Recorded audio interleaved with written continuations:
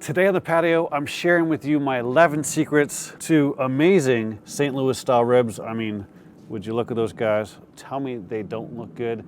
Stay tuned, I'll show you how we did them. What's up, barbecue fans? My name's Jake, and today we are talking about the 11 secrets to amazing St. Louis ribs on the Kamado Joe. We've got the Big Joe fired up. I'm gonna talk about that in a minute or two here. Let's talk about these ribs. So as you can see, they already have lots of color on them. So step number one, get yourself some good quality ribs and do a trimming on them. What we're looking for when we trim ribs is we want to get rid of the thin ends, right? I don't know about you, but if I mess up my cook, I end up eating it because it was my fault, right? So don't leave some thin meat on there that you don't trim off because you're probably going to eat it yourself. You're not going to give that to a guest, right? So anything that's thin is going to burn, trim that off. Any type of, if you see any straggling pieces or some extra fat, trim that off, right? The one thing you're going to notice here for St. Louis ribs, I leave the membrane on. You can make that call. I'm not going to get in that debate with you, but in my opinion, leaving that on, there's a lot of fat that comes off on the back of that membrane. And leaving that on, we can crisp it up from the bottom heat, and what'll happen is it just leaves a lot of extra moisture because that fat will render out. If you don't like it, pull it off. Step number two is to dry brine. So I put my favorite seasoning on this. If you've been around a while, you guys know I love McCormick Grill Mates. It's called Slow and Low Memphis Pit. I've been using it forever, and I buy it on Amazon in like boxes of 12 because I go through so much of it. But it is a phenomenal rub. Anyone I've ever shared it with has absolutely loved it. I highly recommend you give it a shot. So what we did is we started on the bottom. No binder needed. I don't use binders, haven't used them for years now. Nice coating on there. Then we flip it over. We put a nice heavy coating on the ribs. Now you'll see in the videos, I was doing 3 sets of ribs. I'm working on 2 rib videos today. We're taking one right here. But what we did is we put a lot of seasoning on there, and then I put it on a cooling rack like so, right? So that it can get air circulating around it. And then I put it in my fridge. And this has actually been about, I don't know, 30 hours actually. So dry brine at least 12 hours. You can go up to, probably on ribs, I probably wouldn't go much past 30 hours. On a steak, you'd probably go to 48, no problem, but this is a thin cut of meat. But if you do that, what's gonna happen is we're gonna get a lot more flavor in there, and it's gonna be worth the extra effort. Secret number 3 is starting with a proper cooking setup. And what I mean by that is, first, you wanna clean out all the old ash. If you've got some leftover lump, that's perfectly fine. You'll see I had some earlier when I set this up because I did the cook yesterday, but get rid of that ash. Then empty out your ash drawer. Make sure we've got proper airflow so we can regulate our temperatures properly, and clean all that out. Then what I do is I put a couple pieces of hickory. In my case, you can use whatever you want. A couple pieces of hickory there in the middle, and then I'm gonna put some lump on top. We're gonna get out our Grill Blazer grill gun. We're gonna fire that up and get that going, a good even heat across the center there. What's going to happen there is that heat's going to go down and it's going to start some of that smoke, or that wood smoking as it gets up to temperature, and that wood smoke is going to come through the lump, and what's going to happen there is it's going to kind of twice burn that smoke. So you're going to get a really clean smoke. But secret number 4 is throw yourself a piece of wood on top. Why am I doing that? Well, this is going to be a pretty quick cook, and we still got a little bit of smoke here, as you can see. What's going to happen here is that's going to clean up at about 10 or 15 minutes, right? That's not going to hurt our ribs. It's going to put a little bit of extra smoke in there, and as that cleans up, you're going to get smoke right away, and then when it burns down, you're going to get more smoke. I want smoke this entire cook, right? It's going to be about a 3-hour cook to give you a reference. We just hit our 275 mark, so I'm going to dial that back down. 275 is going to be our cooking temperature today. Secret number 5, use a water pan. Now I've got one that it's a square that I used for a cook yesterday, and I just kind of squished it up. I don't want the water underneath of the meat, but I want some water in there. Put your diffuser plates low so that they're close to the heat. That water pan can heat up, and we're also gonna not get any of that radiant heat on the bottom of our ribs there, but use some water. That moisture helps attract smoke, and it turns out a better product. Secret number 6 is we start with cold meat. This just came out of the fridge, right? Meat only takes on smoke till about 160, 165. Past that, it's really not taking it in very much. So what you want to do is you want to start with really, really cold meat, because it'll take longer to get up to temperature, and you'll end up with a nicer, smokier product. So let's put this guy on. Now this rack is nice and cold. I'm just gonna bunch it to make sure that it's tight. However you leave it, that's how it's gonna end up cooking. We're just gonna be this side of the first white line by the time we're up at our temperature. And just like that, we're already at secret number 7, which is cook at 275. Now, I've done lots of low and slow cooks, and you turn out some great ribs. But in my experience, I haven't really seen that much of an improvement that it's worth spending 5 or 6 hours cooking ribs.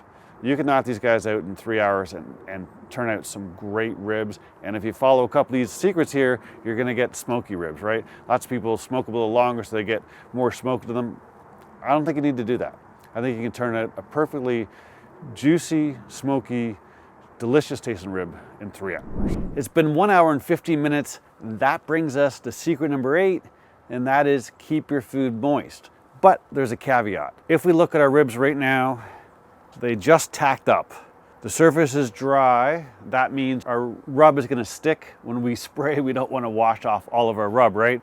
So we're dry to the touch. There's a couple still a little damp parts here, but a little bit of a spray is not gonna hurt at all. So we're gonna do that right now. You guys ask me about this all the time. It's in my Amazon store. Links in the description. It's a great sprayer. This is 50/50 water, apple cider vinegar. The great thing I like about this is you can totally adjust whether it's a fine mist or you just throw a bunch of water on here. We've got a little bit of a fine mist going today. If you're really tacked up, then you can go a little heavier, but because I wasn't quite tacked up in that area, I don't want to move around my rub, right? And in this case, the reason why the rub started to get a little bit moist, even though it was dry brined, is because as that meat started to heat up, it started to release a little bit of fat, right? So you want to let that happen and then let it stop, and then now spray and keep your meat moist. Give that one little spot there. Now you're going to spray about every 30-40 minutes. You're only going to spray 1 or 2 times more. So we had a little bit of rain, so I had to go ahead and spray without you one time, but after 30 minutes, I did give the ribs another spray, and now it's been another 30 minutes. The rain's gonna stay at bay for a little bit. But so now we are at 2 hours and 50 minutes. We are gonna spray again.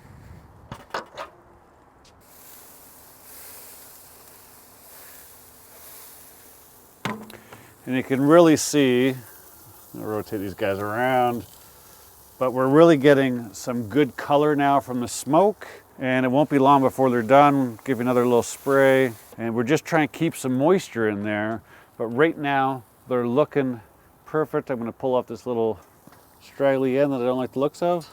And we're gonna wait about another 30 minutes and we're gonna give them a spray. That will be 2 hours and 45 minutes.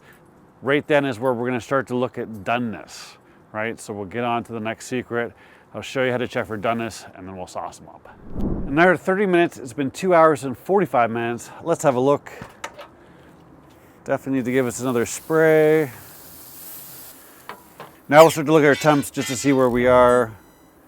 And we're gonna start to feel for firmness. So as I put this in, there is definitely some give there. At the end, not so much. Yeah, couple spots there where it's a little more tender, but in general, we're around 165 to 168 all the way through. But more importantly, don't worry about temperature, worry about feel. And when these are done, you should be able to pick them up. Right now, they're not flexible, right? They're still a little hard. So these need a little bit more time. Every single piece of meat is different, right? Don't worry about bone pullback. Most often as things finish, you will get the bone pullback, but I've definitely seen racks where I don't get that, and they're perfectly cooked. So that's a good indication that you're getting some good cooking, but it's not a hard and set rule to go by. We need to go by feel more than anything. We're gonna give these guys a little bit more time, and I think we're gonna come back in about another 20 minutes. Secret number 9, pull your ribs when they're cooked properly, right? So let me show you what that looks like. We are 3.5 hours-ish. Every single piece of meat cooks a little differently, right? Like I thought these would be done in 3 hours, but they're a little bit meatier. So what we're doing is we're feeling right here. We're feeling for tenderness, so we're like 190 in the middle, 192. But what I'm doing is I'm feeling my tenderness here, okay? This is gonna tell you don't hit the bones where you're at, right? The other thing that you can do here is you can grab the middle bones here and pick this up, right? If I can get up a couple inches and the ends still touch, they're done, right? So these guys are done. What I'm gonna do here is I'm going to get some foil. Oh, I'm lying. What I'm gonna do here first is I'm gonna sauce these guys up, right? So I just got my favorite barbecue sauce. Use whatever you want. Now, lots of people would just turn these over and coat the bottom first. I'm gonna go the extra mile here and just let this tack up real quick. Then I'll turn them over and I'll do the bottom, and then I'll put one more little coat on the top because I really like a little bit more of a saucier rib, but you can do whatever you want. Some people will sauce them and foil them right away. We're not doing that. This will take only like 5 minutes to tack up, okay? So we don't need to spend too much time there. What I'm gonna do is I'm going to give that 5 minutes to tack up, coat the bottom, 5 minutes to tack up, coat the top again, and then I'll bring them out and we'll get on to resting them, which is secret number 10. All right, so we've got both sides sauced, easy for me to say, and I wanna show you the bottom, right? We talked about not removing the membrane. You can see that the bottom got a little bit of char on it. It definitely got some heat into it, so the membrane is gonna be just fine. Just wanted to show that to you real quick. I've sauced both sides. So now what we're gonna do is we're just gonna pull them off, and secret number 10 is rest them. These gotta rest for a good 15, 20 minutes at least. They look gorgeous, if I do say so myself. I mean, come on. Tell me that's not a rack you can take home to mom. So what we're gonna do here is let these rest for a good 15 minutes. What I like to do is just kind of, this is heavy duty foil. I like to just turn this up like that. I don't want them to cook anymore. I just want them to rest, right? So this will allow them to steam just a little bit to help keep some moisture in there, but we're actually vented so that things can come out. Got a nice little handle. I'm gonna take these inside. Whoa, wait. Real quick, if you're not subscribed yet, do so below. Real quick, number 2, 25 giveaway is around the corner. Go to my website, runmancook.com. We're at 24,200, so we're gonna be there in no time. Sign up to my newsletter. Kamado Joe is a partner. Grill Blazer is a partner. Sign up for that, and hopefully you'll win the 25K giveaway. All right, let me go let these rest. It's been 20 minutes. That comes down to secret number 11, and that is enjoy. You spend all this time putting in the hard work to turn out some ribs. You should get a chance to enjoy them. As you can see, they're looking pretty good, if I do say so myself. Fortunately, with it's cloudy, this cutting board does not do them justice because you can't really see just how red they really are, but they are a beautiful color. Again, here's our back, right? You can see a little bit of charring. We dried up and crisped up that membrane. So what we're gonna do here is we're gonna use the bones as a guide. Ollie's here, he loves pork. So what we're gonna do is we're gonna cut from behind. You can see that the bone kind of goes this way and kind of moves a little bit here. What we're gonna do, we'll go right down the center here. Oh, got a little bit of bone there.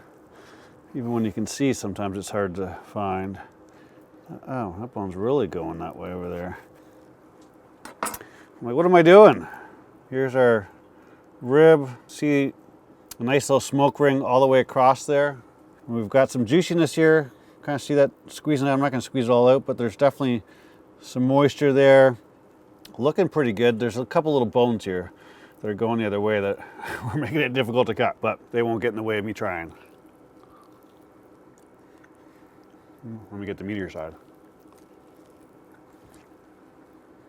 Perfect bite through. Great flavor. And there you have it, my 11 secrets to amazing St. Louis style ribs. These turned out absolutely phenomenal. Now listen, secret number 2 is very, very important. You can taste that rub all the way through the meat. So if you got time, season them 12 hours, 24 hours in advance, and put them in the fridge because it does make an improvement on the flavor. Hopefully you got some value out of this. If you did, give it a thumbs up. While you're down there, don't forget to subscribe. Thanks, as always, for watching. I'll see you soon.